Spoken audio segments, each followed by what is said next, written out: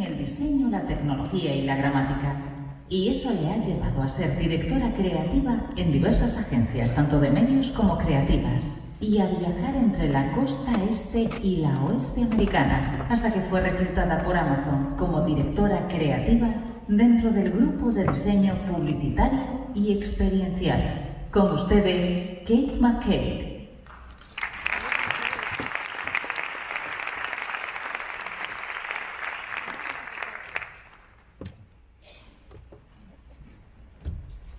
So, legend has it, and I'm sure you've all heard these tales before, that there was once a time in advertising when money was flowing like honey, and great ideas just sold themselves.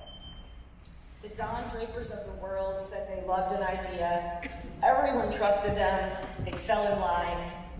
Don't those times sound amazing? I think we all know that these are not those times. Being a man or woman in the room in 2019 who loves an idea is not easy. Because ideas worth loving are messy, sometimes confusing, often expensive, and frequently polarizing. They do not sell themselves at all. It's so annoying. They often make themselves hard to love. And with trust, time, budgets, and therefore bravery in shorter supply, it can feel like great ideas are dying at higher rates than ever. And because we're creative people, and we take our work so personally, a little bit of our souls can kind of feel like it's dying along with them. But that's why I think it's worth considering a new way of thinking about how we come up with ideas and what it takes to sell them. I'll give you a little background on how I've reached this conclusion. So for many years, I worked in agencies. I started as a copywriter at Y&R New York. My last agency job, I was an executive creative director at Havas in New York. But in 2017, I left the agency world and I went to Amazon. So I work in Amazon advertising now. And starting there, my title was basically the same. So I expected my day-to-day work to be more or less the same. But nothing could have prepared me for how different it is to work at Amazon. At Amazon, every person in every role uses data to make decisions. And I do mean every person in every role. The security guard uses data to make decisions. And that could be a really tough thing to get used to, as you can imagine, after years of believing that passion, belief, and tenacity were what it took to sell ideas. But after a little over a year at Amazon, I am a different kind of creative now, and I don't think that I could ever go back. I still fight for my ideas with passion and belief and tenacity, but now I have another tool in my toolbox, and it's very powerful. And that tool is data. So just so we're all talking about the same thing, I'm going to give a very basic overview of what I mean when I say data, because data is such an obnoxious buzzword. It makes you think of servers and math and spreadsheets, and creative people don't like any of those things.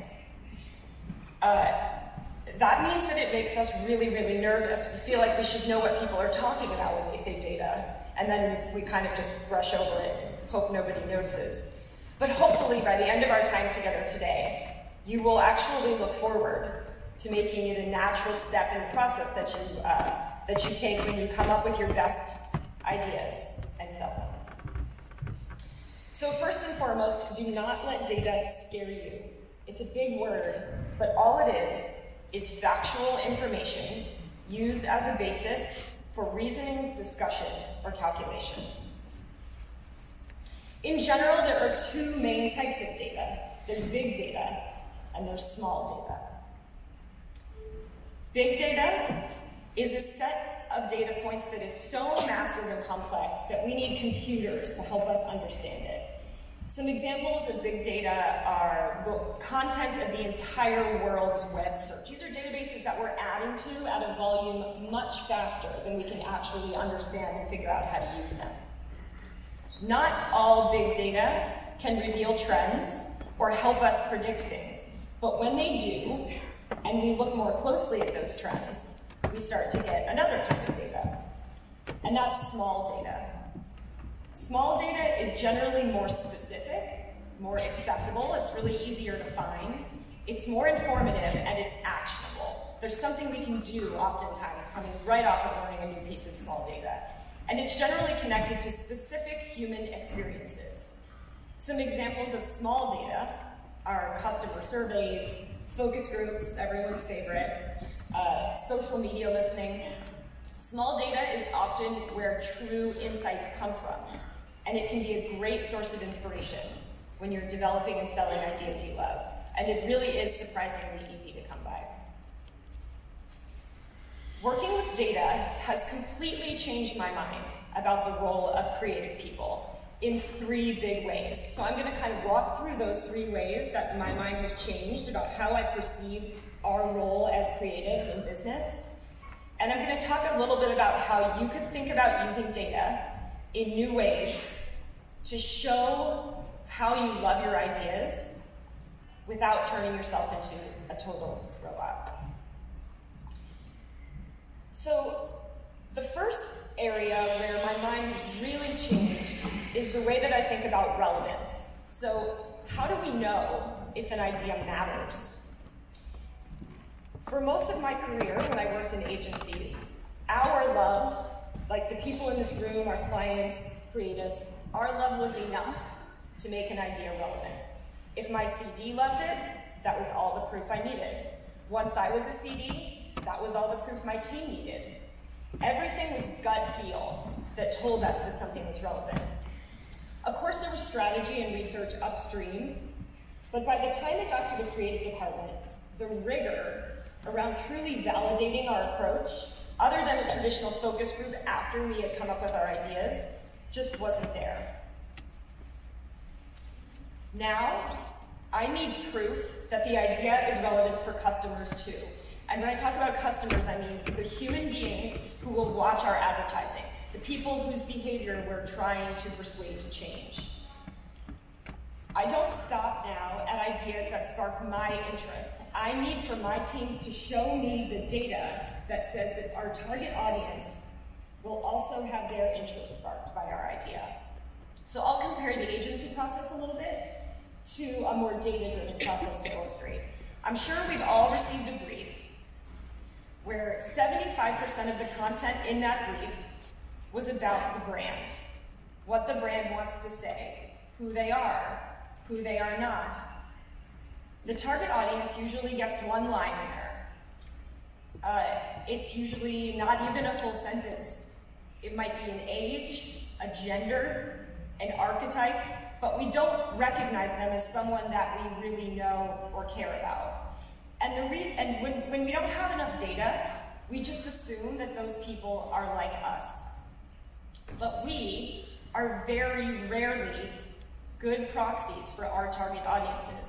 If we look at salary alone, and salary really determines a lot of our relationships with brands, how much money we make really makes us either more or less careful with how we spend that money. So if we look at salary alone as a data point, an advertising creative director in the Madrid area made an average of 50,000 euros in 2018. So that's pretty good. The average salary for a Spanish worker was 23,000 euros. So we can't assume that people who make less than half as much money as we do will want and need the same things from the brands that they buy. So we need to be rigorous and curious about our ideas and the people who we want to buy them. In a data-driven approach, the customer, that person, that target audience, takes up a lot more of the brief and a lot more of our explanation of the idea and why we think the idea will work. The customer's relationship to the brand is certainly something to consider, but other data points that round out their lives are likely to be the places where we will want our idea to resonate. So you have to gather those data points and paint a full picture. One of our biggest assets as creative people is that we are endlessly curious, which makes data the perfect tool for us. There is so much out there, and like I said, it is accumulating so quickly. And there are very few people who are really curious enough to sort through it, make sense of it, and actually use it productively. There are many free resources online you can use to find reports on consumer behavior where you'll find the data you need. And reach out to your partner agencies in media, because they are a valuable resource for creative departments when you're in development, because they dive so deeply into what people are watching, what they're reading, what they're sharing, and that can give you the data that you need to really paint a more full picture of the lives of the people who you're speaking to. The next area where my mind has changed a lot is rationale, and that's just how we explain our ideas, how we get them out of our minds and into someone else's and help them really see them the way we do. So before I started using data in my creative process, I was constantly frustrated when people just didn't get it. When I worked in an agency, there was always so much hand-wringing about, why don't you see the genius? When it comes to creative ideas, though, not everyone gets it. A lot of time, your creative director might not even get it when you explain it the first time. Not all clients, not all account teams, they can't see the vision the way you see it. So they might throw out a question in the room, will people care? Assuming that this question is impossible to actually get your idea, and you care, and you know that the people who you're talking to will care also, accept the responsibility for proving it. So now, if I love an idea, I use data to help others fall in love with it too. This is where data can be a creative person's best friend. And if your idea is truly worth your client's love and budget, you'll find the data to prove it everywhere. If you believe in your idea because it taps into the cultural zeitgeist, you can quantify that with video views, box office sales, streaming numbers for the trend that you expect to fuel your idea's success. This happens all the time. If you have an idea that's off brief, but you just know it's the right idea, it's probably because the brief is answering the wrong question, and your idea is answering the questions that people really want the brand to answer. So collect small data from product reviews, social media mentions, where customers are asking that question. Before I worked at Amazon, I ran a portfolio of consumer packaged goods brands, and I often used product reviews on Amazon to point out the way that real people felt about the products that we were advertising. Not people in a focus group who are worried about the person next to them judging them. Not people perplexed by the millions of options that they're looking at on the shelf. Real people. These are people who had bought their product. They're their people. I had no idea at the time that looking at things like reviews and social media mentions was just data mining. You have so many sources of data at your disposal. There are millions of reviews of the products that you're advertising on Amazon. These are customers telling you exactly what they want from the brands that they buy. 41% of Twitter users provide opinions on products or services. And one tweet may just be one person, but in a world where audiences are fragmented, and it's difficult for big brands not to start to become removed from their real customers, some small data in partnership with a strong overall strategy for addressing that data can definitely prove your idea's value. So the next time that you fall in love with an idea, let yourself go down that rabbit hole. We've all done it, where you're just Googling and you're in some crazy cable of Google results. But when you do that, and you're deeply researching, when you come out, bring the data that you found with you. So when you show your ideas, you can show your work, and your team members and your clients will better understand how you got there. In a 2017 Global Digital Outlook study by Forrester, clients chose data-driven strategies as their top priority for growing their business. So you need to arm your clients with the data that they need to fight for your ideas, especially those really incredible ones that seem totally unlovable and crazy on the surface. So the third area where my mind has changed, and this is really one of the biggest ones, is around the way that I think about results. So how do we know when our job as a creative person is done?